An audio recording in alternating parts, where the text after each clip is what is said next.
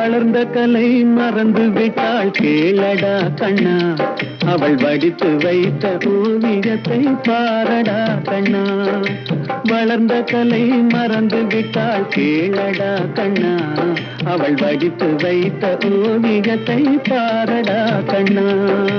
குடும்ப கலை போதும் என்று போரடா கண்ணா, அதில் கூட இந்த கலைகள் வேறு ஏனடா கண்ணா.